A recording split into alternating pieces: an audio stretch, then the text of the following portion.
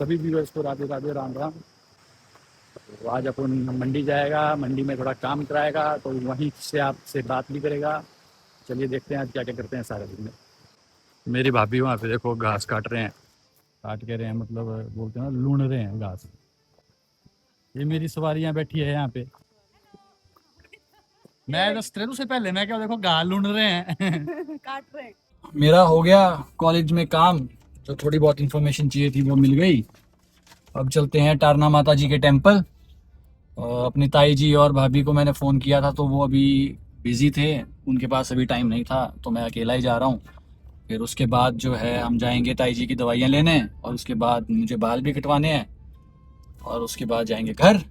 फिर थोड़ी बहुत, वैसे अभी मंदिर जा रहा हूँ, तो मंदिर जाके आपसे थोड़ी बातचीत करूँगा, तो बने रहिएगा।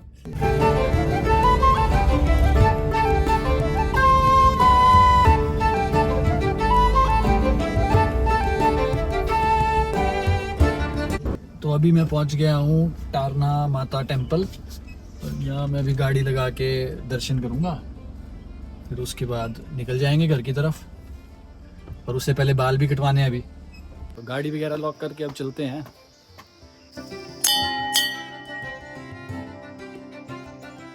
और ये काफ़ी प्रसिद्ध टेम्पल है यहाँ पे, मतलब।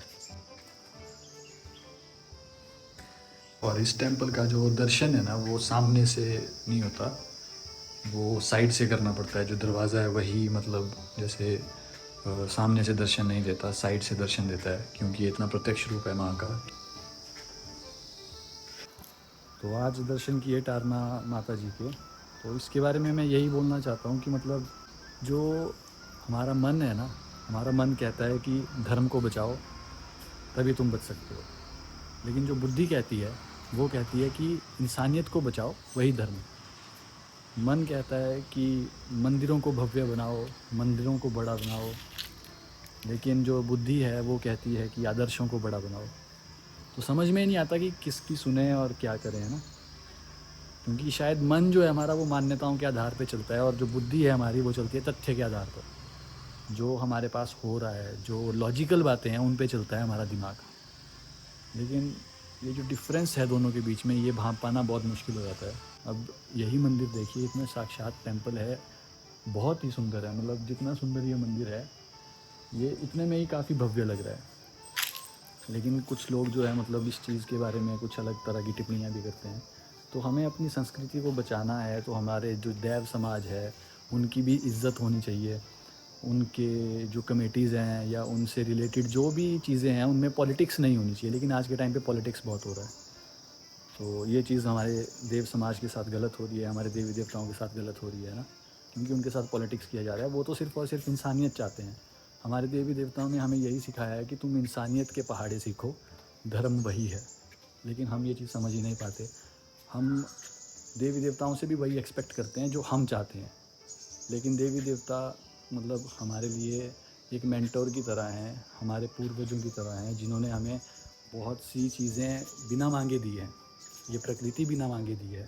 बहुत सी चीज़ें हमारे देवी देवता, हमारे ईश्वर हमें बिना मांगे देते हैं। सांस, पानी, फल, फ्रूट, सब्जियां, ये सारी चीज़ें हमें प्रकृति दे रही है। लेकिन हम प्रकृति को क्या दे रहे हैं? कुछ भी नहीं। आज के ब्लॉग से मैं यही मैसेज देना चाहता था, और इसी वजह से मतलब डायरेक्ट रिलेशन मेरा जो इस बात का है, वो डायरेक्ट इसी चीज़ से है कि इन्हीं चीज़ों की कमियों की वजह से, जो पॉलिटिक्स और हमारी ईगो इतनी बढ़ चुकी है, उन्हीं की वजह से हमारी जो आने वाली जनरेशन है, वो उतनी एजुकेटेड नहीं है, अवेयर नहीं है। उन्हें पता ही नहीं है अच्छा बुरा क्या है, उन्हें पता ही नहीं है हमारी संस्कृति क्या है, हमारा धर्म क्या है, जो जानना पड़ता है। तो प्लीज़ मेरी वीडियोस को आगे से आगे शेयर किया कीजिए।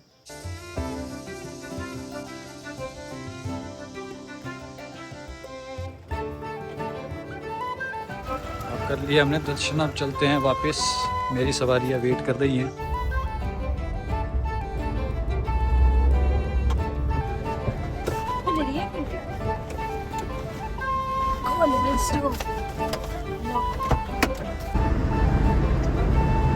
अभी ताई जी वगैरह को छोड़ दिया मैंने बहना में, वो यहाँ पे डिस्पेंसरी में चेकअप कराएंगे पहले, और दवाई लेंगे। और मैं जा रहा हूँ अब बाल कटवाने।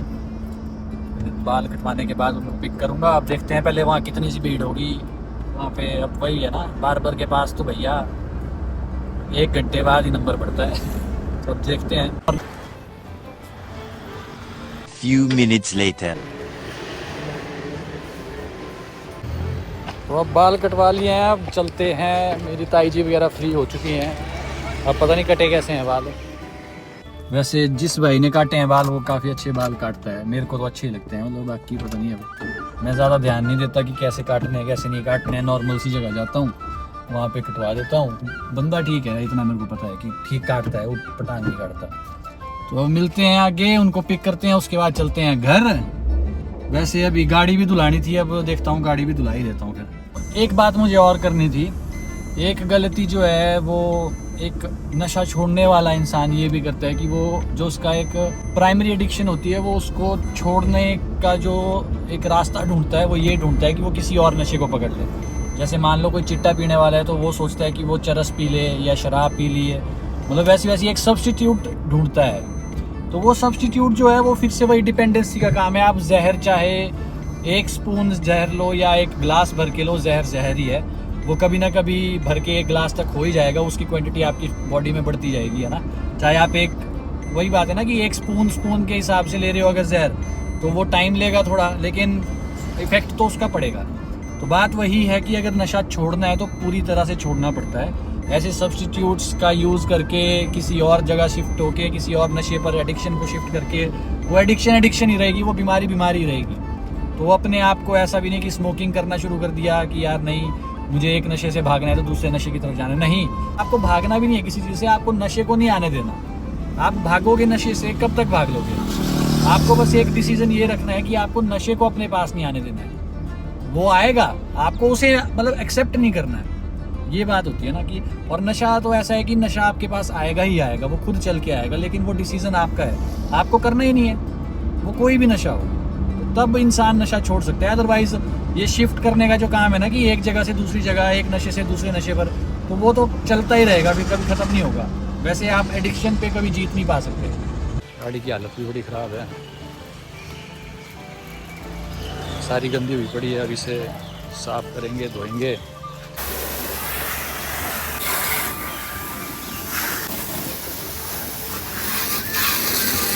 तो अब हो गई, यहाँ पे भी पैसे पूसे दे दिए और गाड़ी धुल गई है हमारी। भाभी वगैरह यहाँ वेट कर रहे हैं आगे, बस उनको पिक करके अब घर। आवा बैग छाड़ दो थी। तो अब चलते हैं घर की तरफ।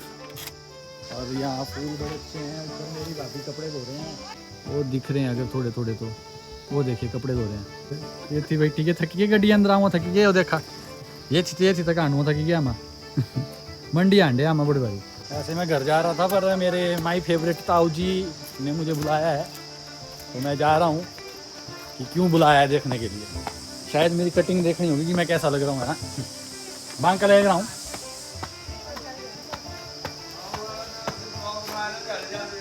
हाँ तो बनाई रहनी है। मैं ये देखा ताऊ जी ने ये ब्लॉग के लिए ही बुलाया मेरे को, फिर से आगे ताऊ जी। और देखो कर कह रहे हैं, क्या बोले, रिटायर हो गए और यहाँ पे ये है इनका काम आजकल। अब आ गए हैं तो बैठ ही जाते हैं और अपनी दादी से भी मिलाते हैं।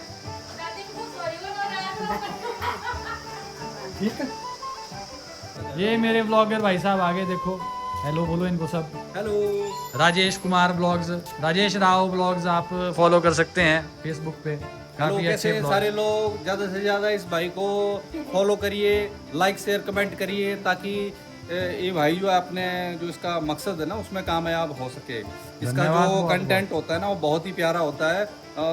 मैं तो चाहता हूँ कि जितनी भी हमारी यूथ है वो इस कंटेंट को सुने समझे और इसके ऊपर जो है इसका आगे जो मतलब उसको फॉलो करे। मतलब थैंक यू सो मच, बहुत बहुत आपका धन्यवाद, इतने अच्छे शब्द आपके मेरे लिए कुछ ना कुछ ज़रा फायदेमंद जरूर होंगे। दादी इतनी में पहले भी। ठीक है जी, अब चलते हैं घर को। बाय बाय, मिलेंगे नेक्स्ट ब्लॉग में।